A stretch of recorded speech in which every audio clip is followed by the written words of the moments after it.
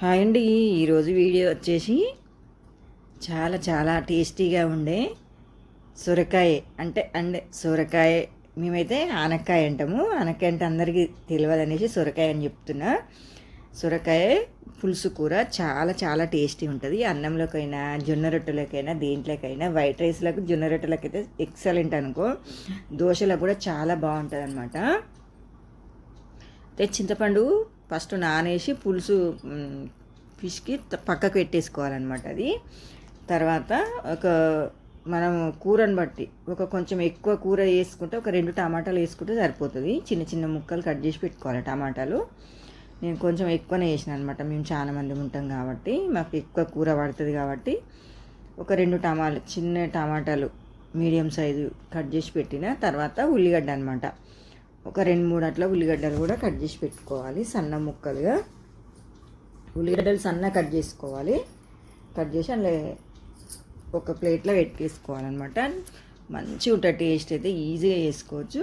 అంటే కొంచెం డిఫరెంట్గా ఉంటుంది అనమాట. అన్ని కూరలాగా కూడా కొంచెం డిఫరెంట్గా ఉంటుంది ఇది. ఈ అన్ని టమాటా, పచ్చిమిర్చి, కరివేపాకు, ఉల్లిగడ్డ కట్ చేసుకొని ఒక ప్లేట్లో పెట్టుకొని ఆనకాయ పొట్టు తీసుకోవాలి. సొరకాయ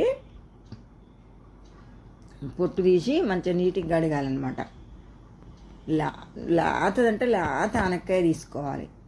ముదిరింది తీసుకుంటే ఈ కూర అనేది టేస్ట్ అయితే అస్సలు బాగుండదు. కంపల్సరీ లేత తీసుకోవాలి. తీసుకొని పొట్టు గీరి ఇట్లా కడిగిన తర్వాత పోర్కుతోటి మొత్తం చుట్టూరుగా హోల్స్ పెట్టుకోవాలన్నమాట.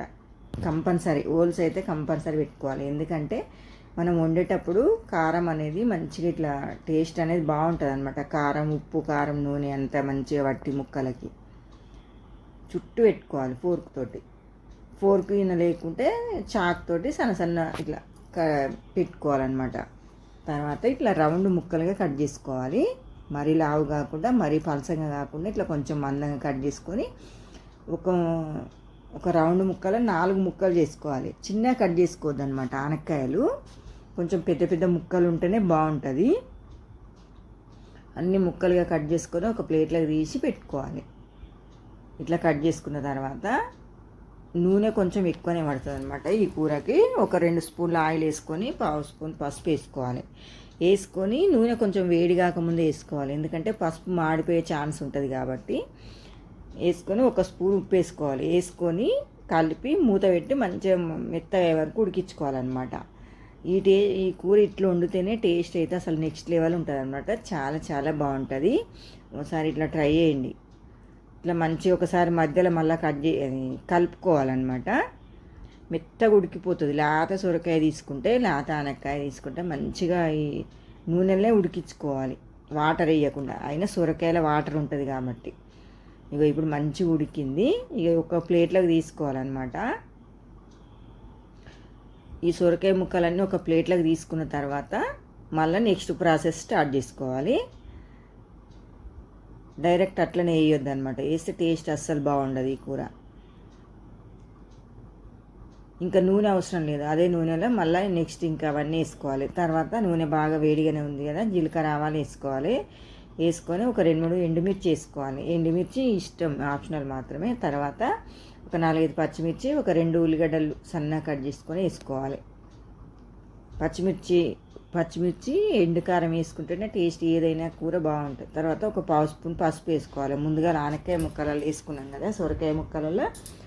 ఇప్పుడు కూడా 1/2 స్పూన్ పసుపు వేసుకొని అది కలిపిన తర్వాత కొంచెం వేగిన తర్వాత కరివేపాకు ఒక పిడికడంత వేసుకోవాలి. కరివేపాకు ఫ్లేవర్ అనేది బాగుంటుంది ఈ కూరకి. ఏ కూరలనైనా సరే కరివేపాకు బాగుంటుంది టేస్ట్, ఫ్లేవరు. ఈ ఉల్లిగడ్డ పచ్చిమిర్చి మంచిగా వేగిన తర్వాత ఇప్పుడు టమాటా వేసుకోవాలి. టమాటా వేసుకొని మంచిగా మెత్తగా ఉడికించుకోవాలన్నమాట. టమాటా అనేది మంచిగా మగ్గాలి. 1 స్పూన్ ఉప్పు వేసుకోవాలి. ఇప్పుడు ఉప్పు వేసుకుంటే ఏ కూరగాయలైనా సరే తొందరగా ఉడుకుతుంది అనమాట. మూత పెట్టి మంచిగా 2-3 నిమిషాలు అట్లా ఉడికించుకున్న తర్వాత టమాటా మొత్తం ఉడికింది చూసిరా. ఇప్పుడు అల్లం వెల్లుల్లి పేస్ట్ వేసుకోవాలి. అల్లం వెల్లుల్లి పేస్ట్ ముందు వేసినా కానీ అడుగంటినట్టు అవుతుంది అనమాట. అల్లం వెల్లుల్లి పేస్ట్ వేసుకొని పచ్చివాసన పోయే వరకు ఫ్రై చేసుకోవాలి. అల్లం వెల్లుల్లి పేస్ట్ స్మెల్ అనేది ఫ్రెష్ వేసుకుంటే బాగుంటుంది.